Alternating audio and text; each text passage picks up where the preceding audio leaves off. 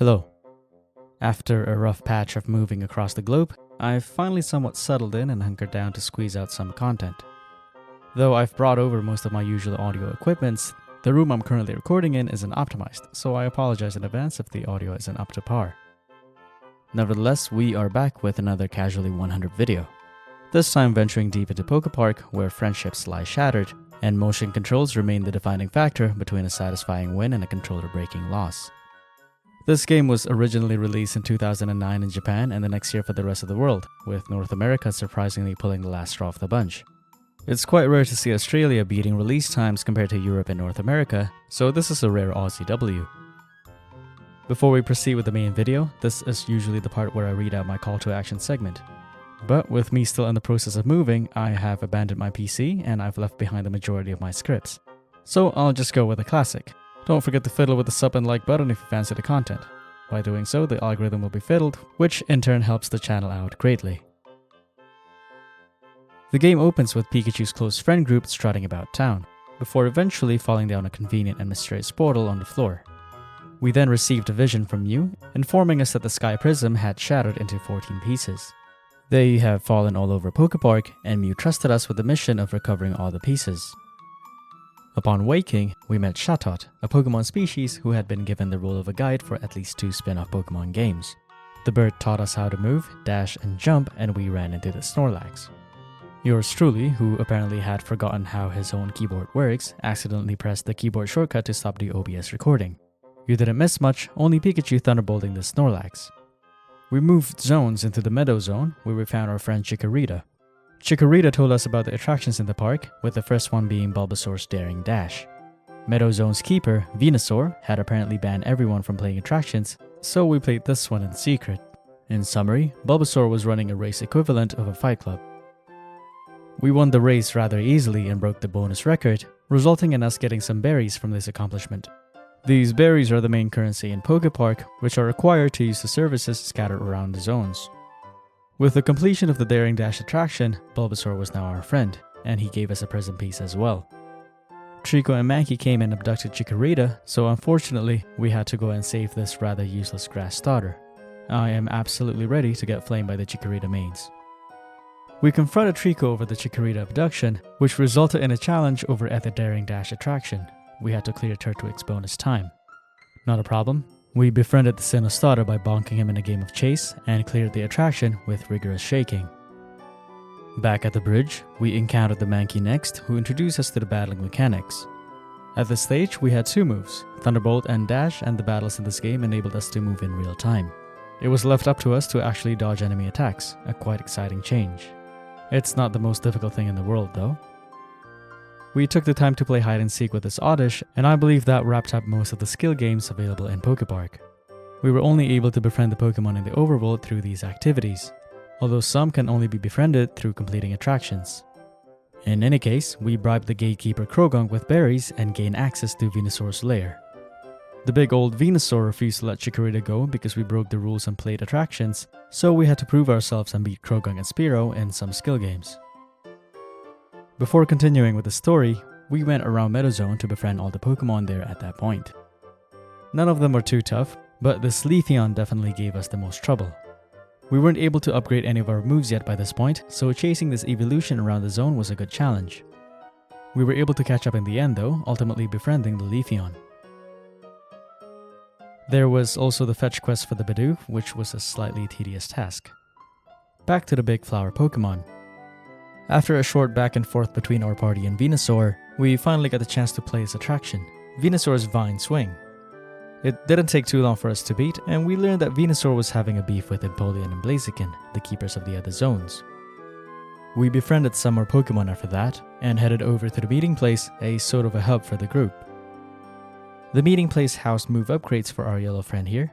We could only upgrade our Thunderbolt at first from the Selectabuzz, so we went ahead and did just that. There wasn't much for us to do at the meeting place at this stage, so off to the beach zone we went. During a conversation between the Azurill and Slowpoke, PokéPark experienced some sort of earthquake, which had apparently been growing more and more frequent ever since the Sky Prism shattered. Restoring the Sky Prism would have to wait though. We had to befriend all the available Pokemon in the beach zone by besting them at their own games, and dabbing on them once we won. Pikachu doesn't hold back, man. There was also a quiz bit for the skill games where the questions were incredibly difficult. Quite terribly so. We fetched Bidoof from the Meadow Zone to progress the story in an attempt to build a bridge, and were cockblocked by some sea critters. The game told us to complete Pelipper's attraction to continue, so we went to see the chonky bird. It took a while to get used to the tilting controls, but we somehow pulled off just enough to pass the attraction. We got another prism piece and got the shark's permission to build a bridge. We recycled to meet with Krabby and started up Gyarados' attraction. By beating this attraction, we were promised another prism piece, and we would also demolish Gyarados' dream of becoming the next PokéPark keeper. Golduck made short work of the attraction, and we gained another prism piece. We spent another good chunk of time just playing the attraction with different Pokemon, attempting to beat their bonus records. All in all, good times. Our yellow friend here recycled some more and attracted the attention of the Scorefish. With this, we were also able to befriend Wailord, who would only befriend us if we had recycled 4 times. We also got new decorations for the beach, but that was pure cosmetics. We barely spent any time here afterwards. Because we demolished Gyarados, Feraligatr was now more than happy to help us out by breaking the boulder blocking the way. We dabbed on the Gator and rode on Lapras to reach the Iceberg Zone. Once at the Iceberg Zone, it was business as usual. There was the spit with its Delibird and the tree. We had to fully decorate this tree to be able to gain access to a number of Pokemon in this zone. This was pretty tedious. To get to Empoleon, we needed the help of a Mamoswine, but unfortunately, he was frozen shut in his cave after a fight with Empoleon. To reach Mamoswine's cave, we would need Frostlass's help, who could only be found after we decorated the tree to gain access to the chairlifts. That might have sounded confusing, but it was easier than it sounds. We befriended the Frostlass to freeze the lake and battled the Mamoswine to gain access to Empoleon's area. Nice. Upon meeting the Empoleon, we learned that this big penguin felt betrayed by Venusaur and Blaziken over a disagreement and practically shut himself in his area in fear of getting hurt again. Not the most adult move, but to each his own. Empoleon's snow slide attraction made use of the tilting controls, and we completed it with relative ease. It took a while to get used to the controls though. We got yet another prism piece, and we were subjected to some dialogue talking about the friendship of the 3 zone keepers. The treehouse over at the meeting place grew larger thanks to Chikorita, and we obtained access to even more move upgrades. We learned Iron Tail from this Primeape, arguably the game's most powerful move, and upgraded our dash as well. Next up was the Cavern Zone. Cavern Zone had a little bit of a crisis with someone vandalizing its rail tracks, and it was up to us to track the part down. We did more of the befriending activities across the cave, making use of our newly upgraded abilities. Making friends had never been easier. Well, I say that, but I did struggle for a long time with this Geodude's hide-and-seek game. That motherfucker blended right in with the surroundings. It was time for Bastiodon's attraction, Block Barrage. This attraction required us to bounce some balls to break the board at the back of the arena to gain points, with us getting double the points if we could time the ball correctly for a super bounce. If you're a bit older, this game is pretty much just a glorified version of Brick Breaker. Onwards with the story. We talked to Aron, Dugtrio, and Mawile to track down the rail thief, and ended up having to feed the sleeping Snorlax down at the dried up hot spring. If you recall the tutorial part, this was the same Snorlax. The Snorlax was actually blocking the water source for the hot spring, so now we have a nice and wet part down there. We got the rail component that was buried in the water source and carried it all the way to Mr. Mime to fix the tracks. We befriended all the Pokemon we could in the Cavern Zone and rode the minecart all the way to the Lava Zone. The zone features a rather interesting mechanic. I don't know if we could call it interesting to be honest, but I digress. Upon talking to the Scammoraptor, we found out that we could use the drill at the top to drill for 2 items, a gold nugget or an iron ore. After getting either of said items, we would have to carry it down the slope through this horde of Torkoals. Not just through them, mind you, they would sometimes spin to win just to annoy the living lights out of you. If you were able to make it down the slope and to the furnace, you would then be able to produce 2 items, a straight object for a lever or a round object for a top. The first one we would need was the lever needed to advance to the next area of Lava Zone. The second one we needed to progress was the iron top, needed to be able to play in Rhyperior's attraction. So the whole back and forth trip definitely took some time. Before we participate and complete Rhyperior's attraction though, we went ahead and dabbed all over Lava Zone. Back at the attraction, Rhyperior's bumper burn. We basically had to knock off other participants on the arena while mounted on a spinning top. I do believe we have a minigame like this over at Mario Party. Not the hardest attraction in this game, we even had a little power-up to ensure our victory. We got the prism piece after completing the attraction, but we stayed around and beat some bonus records before moving on. This definitely saved us some time later on in the game. I wasn't recording to save space in my laptop, but I did get the max score you can get in this game, that score being 99,999. This was pretty sweet. We finally reached the Cavern and Lava Zone Keeper not long after, Blaziken. Blaziken, much like the other two he was beefing with, had his own attraction. However, before we could challenge it, our friend from the beginning of the game just had to take up some time and challenge us to a battle. We very politely dabbed on his corpse. Right, Blaziken's Boulder Bash. In this game, we had to shake the Wii remote in time to break the boulder. There was the normal hit and the perfect timing hit. This attraction was incredibly simple and easy. We cleared it, gained another prism piece, and had Blaziken, Empoleon, and Venusaur make up. Back at the meeting place, the treehouse was completed further, but Piplup was still unable to finish the hot air balloon. Shatot, who had been getting increasingly less and less screen time, came by and dropped a message from Mew, who wanted us to collect all the prism pieces and bring it to the Sky Pavilion. We had no idea where Sky Pavilion could be located, so off we go to the Haunted Zone after receiving a tip from Misdreavus. Upgrading our moves, HP, and dash took first priority though. The Haunted Zone, the place where all the spookies resided, or something along those lines. There were a ton of new Pokemon at the courtyard of the mansion, so we did the obvious thing and decimated all these scrubs at their own game. Celebrated on their lifeless bodies too. Then we had Tangrowth's attraction, the Swing Along. I have to say, from Venusaur's game to this, the swinging attractions have got to be the most fun in the game for me. It was incredibly satisfying to be able to time the jumps correctly and skip some vines in this attraction. We cleared the attraction, obtained another prism piece, and gained entry to the Haunted Mansion. We also took the time to clear the bonus records for the other Pokemon available for this attraction and gathered a nice chunk of berries. So we did the only logical thing before continuing with the game. We attained all the upgrades available for Pikachu. Now we can go inside the mansion. Inside the mansion, we had to befriend a number of different Pokemon before being able to access the next attraction. Dusknoir was the admin for the next attraction, housing another race-type game. Much like Bulbasaur's attraction, we only had to shake the Wii remote as vigorously as possible to attain maximum speed. Clearing this attraction granted us another prism piece, and we had to progress with the story some more. There was trouble with the Grand Ballroom's piano, so of course we had to go and solve that as well. We carried some strong Spinnerack strings, unlocked a new room, and slotted in a book at the right place to open the final area for the zone. The secret passageway led us to Rotom, the Pokemon which everyone in the Haunted Zone was looking for. Rotom guarded its own attraction, which quite possibly was the hardest in the game. It was a simple shooter at first glance, but as the stage went, more and more Pokemon started spawning from behind us. I believe we don't have the ability to rotate our character to face these Pokemon, which made the attraction quite hard for me, but I could be wrong. Otherwise, this attraction needed a lot of time to get used to. We did finally beat it though, and gained yet another prism piece for the collection. I thought it would be a good idea to clear out some bonus records before we moved on, so I suffered some more with this attraction for a while to make it easier for my future self. We also made friends with the rest of the Pokemon in the Haunted Zone, with some of them only being available after the whole ordeal with Rotom. Upon our return to the meeting place, Piplup had just finished sealing the hole in the hot air balloon. We learned that the Sky Pavilion was located beyond the Granite Zone, so we marked the next destination and asked Karupi to open the gate. We entered the new zone and befriended the Pokemon running around in the early areas. We had to best this Charizard to move on, and did so in style. The next attraction was Absol's Hurdle Bounce, another variation of Bulbasaur's Daring Dash. It was the same shaking motion, plus pressing the B button to jump over obstacles. This was nice and relaxing, to a certain extent. Definitely took a toll on my arms though. We got another prism piece and ventured forward through this temple-like area. This area contained puzzle-like elements, but it really was nothing too fancy. I reckon they expected a much younger audience as their target market. There was one bridge that we could rotate, and we had to gather 3 words to be able to pass through Flygon here. We hopped over this time platforming section to open a locked door, reaching Porygon Z at the end here.